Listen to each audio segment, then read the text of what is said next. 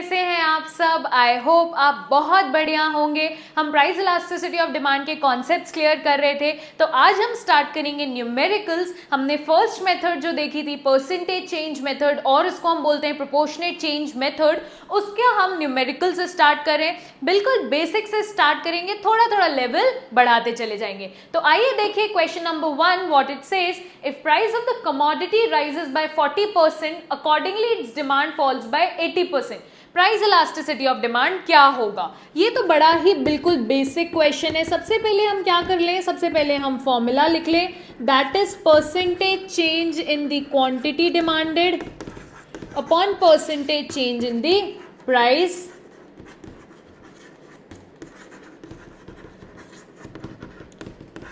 Right. Quantity demanded और price भी आप फुल में लिखेंगे एग्जाम में।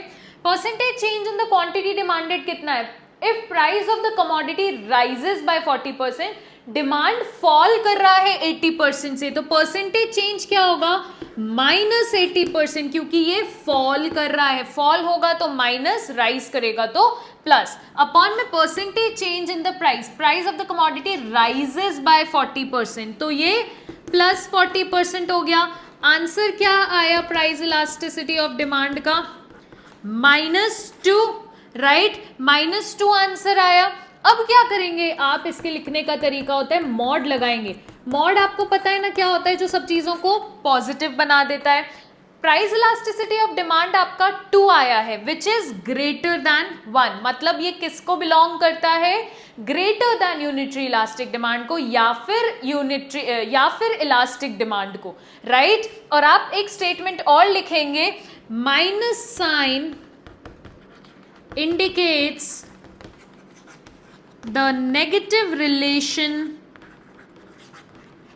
between price and quantity demanded,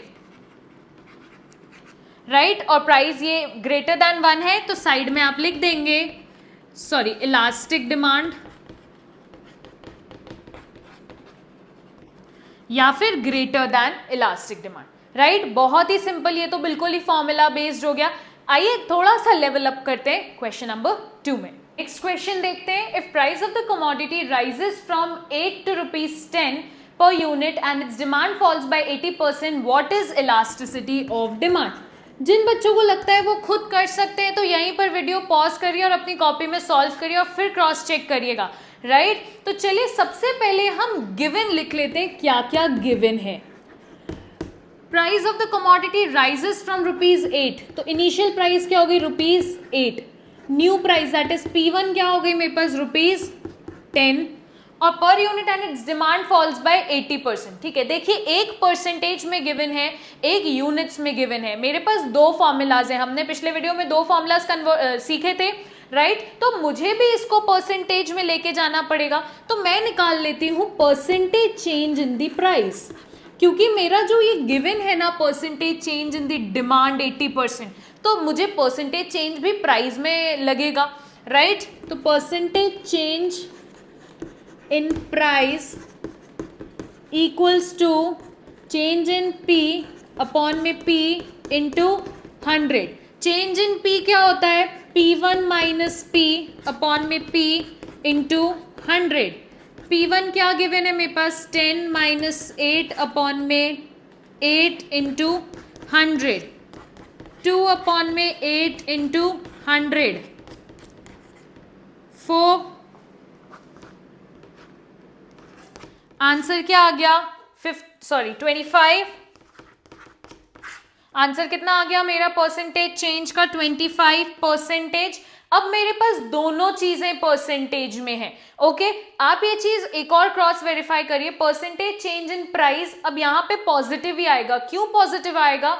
क्योंकि डिमांड फॉल्स बाय 80% है, तो डेफिनेटली प्राइस बढ़ा होगा तभी डिमांड फॉल हुआ होगा, राइट। आगे देखते हैं, किसी को स्क्रीनशॉट लेना है तो ले सकता है, okay. Now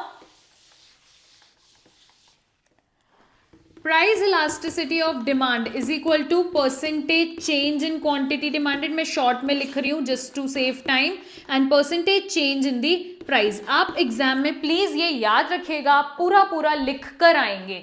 okay, percentage change in the quantity demanded कितनी है, फॉल्स बाय 80%, तो -80%. और ये मेरा कितना आया था 25% प्लस 25%. तो कट हो गया. इसको हम सॉल्व कर लेते हैं. 5 से कट करते हैं सबसे पहले. 5 1 6 5 5 3.2 आंसर आ रहा है मेरा प्राइस इलास्टिसिटी ऑफ डिमांड का. वो भी नेगेटिव में ही आएगा. प्राइस इलास्टिसिटी ऑफ डिमांड हमेशा नेगेटिव में ही होगी. क्यों? नेगेटिव साइन इंडिकेट करता है negative relation between price and quantity demanded. फिर आप क्या करेंगे, अब आप मॉड लगाएंगे और -3.2 इज इक्वल टू में 3.2 विच इज ग्रेटर दैन 1.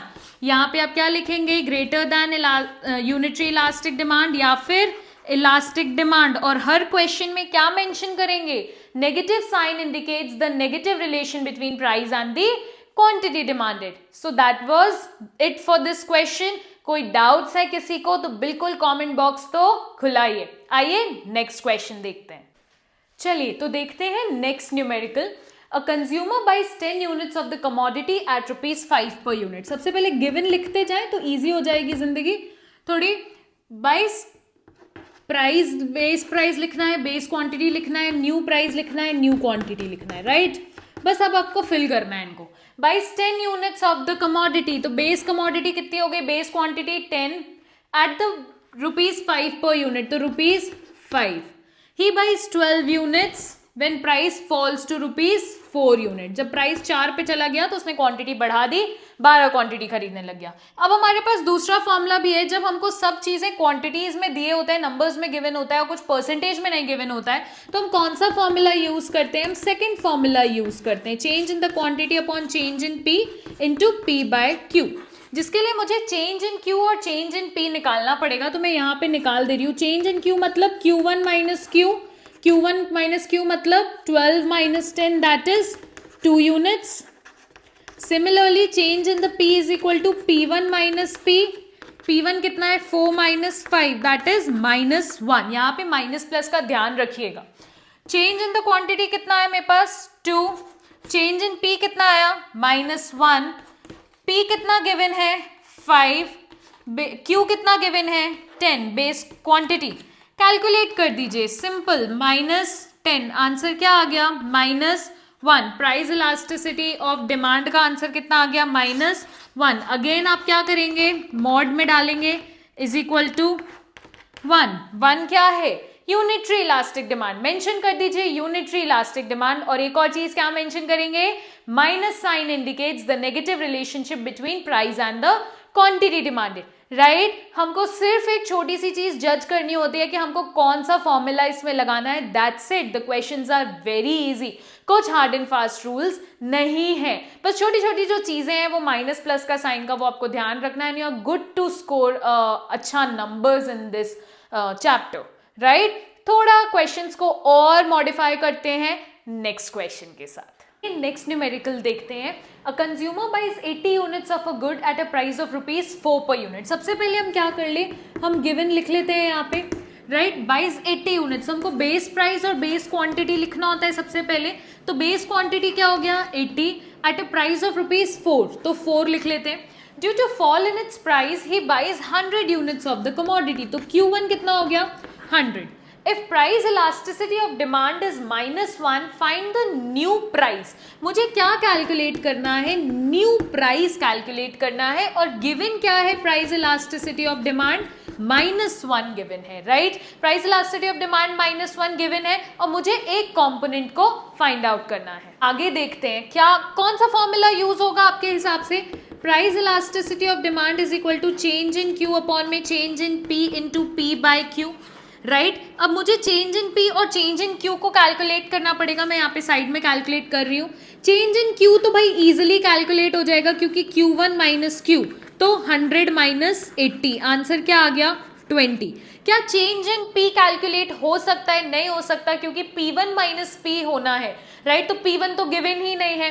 तो प्राइस इलास्टिसिटी अब इसमें गिवन है ऑलरेडी, तो मैं इसकी जगह पे पुट कर दूंगी चेंज इन द क्वांटिटी कितना हो गया 20 अपॉन में चेंज इन द प्राइस मैं एज इट इज लिख सकती हूँ।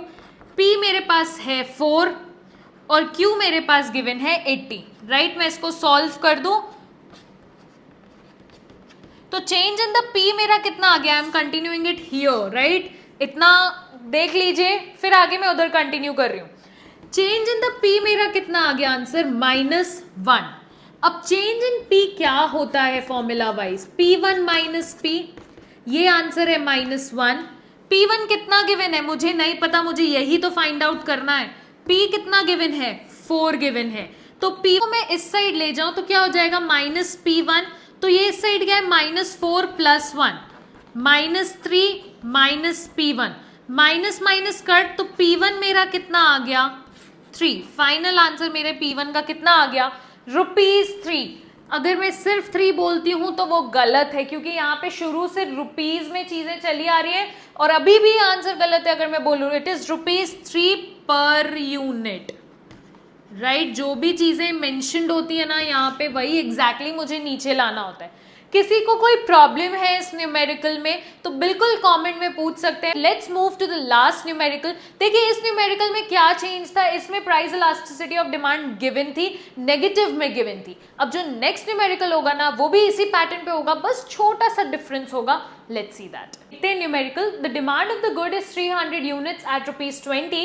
If the price rises by ₹2 then demand falls, find the new demand. मुझे न्यू डिमांड कैलकुलेट करनी है। सबसे पहले हम गिवन लिख लें, base price, base quantity, new price, new quantity. सबसे पहले तो इनके कॉलम्स बना लिया करिए। Demand of the good is 300 units, तो base quantity 300 at ₹20, base price 20। If price rises by ₹2, तो भाई राइजेस बाय ₹2, ₹2 से बढ़ रहे हैं, तो नया प्राइस कितना हो जाएगा 22। लैंग्वेज को समझने की कोशिश करिए, ₹2 से प्राइस बढ़ा है, राइट। ओके, क्वांटिटी नई वाली तो दी नहीं होगी। चेंज इन P तो क्या होगा, P1 minus P, 22 minus 20 that is 2, right. इतना चेंज इन क्वांटिटी तो मैं निकाल ही नहीं सकती। तो price elasticity of demand is equal to change in quantity upon में change in price into price by quantity. तो चेंज इन द क्वांटिटी तो मेरे पास है ही नहीं, चेंज इन द प्राइस मेरे पास है। प्राइस कितना गिवन है 20, क्यू कितना गिवन है 300। एक और कंपोनेंट गिवन है जिसको मैंने देखा नहीं है, that is elasticity of demand 2 given है। क्या कभी भी price elasticity of demand positive होती है? नहीं होती है। अगर एग्जाम में क्वेश्चन में लिख के पॉजिटिव आ रही है, आपको उसको नेगेटिव ही कंसिडर करना है, क्योंकि वो तो बोल देंगे हमने तो मॉड वाली दी है आपको, आपको अपना दिमाग लगाना चाहिए कि वो डिमांड है तो वो नेगेटिव ही होगी। तो यहाँ पर मैं क्या न्यूमेरिकल में लिखूंगी -2, राइट। आइए अब इसको फर्दर सॉल्व करते हैं। अगर मैं इसको फर्दर सॉल्व करूं, ये हो गया, तो -2 इज इक्वल टू, इसको मैं यहाँ से कंटिन्यू कर रही हूँ, चेंज इन Q अपॉन में 30। तो चेंज इन Q कितना आ गया मेरा 60 माइनस 60 यूनिट्स आ गया। अब चेंज इन Q क्या होता है, Q1 माइनस Q माइनस 60 है। Q1 कितना गिवन है नहीं पता, वही तो निकालना है। Q कितना गिवन है 300 गिवन है। तो अगर मैं Q1 को इस साइड भेज दूं तो -Q1 -300 plus 60 -240 minus Q1 minus minus cut, Q1 कितना हो गया 240 यूनिट्स, राइट। अगर आपने इसको यहाँ पर माइनस नहीं लगाया होता ना, पूरी स्टोरी पलट जाती आपकी, राइट। तो वही चीज मैं बोल रही हूँ, छोटी छोटी चीजें हैं बस इसमें याद रखने वाली, बाकी और कोई एक्सट्रीम केस नहीं आ सकता। थोड़े बहुत और टफ न्यूमेरिकल्स बचे हैं, तो आप पहले इतने बेसिक्स को सीखें, और जिनके ये बेसिक्स हो जाएं वो मुझे कमेंट सेक्शन में बता सकते हैं। मैं उनको टफ न्यूमेरिकल्स PDF के फॉर्म में भेज दूंगी। या आपको कोई डाउट है किसी न्यूमेरिकल में, तो आप मुझे उस न्यूमेरिकल को या तो कमेंट बॉक्स में भेज दीजिए या मेरी Gmail पे भेज दीजिए, Instagram पे भेज दीजिए। My number is also shared, right. तो पढ़ते रहिए, बेसिक्स को क्लियर करते रहिए। मिलेंगे जल्दी नेक्स्ट वीडियो के साथ। Till then subscribe to my YouTube channel. Also don't forget to press the bell icon so that you can get notified. कोई भी वीडियो मिस नहीं होनी चाहिए। मिलेंगे जल्दी। टाटा, बाय बाय।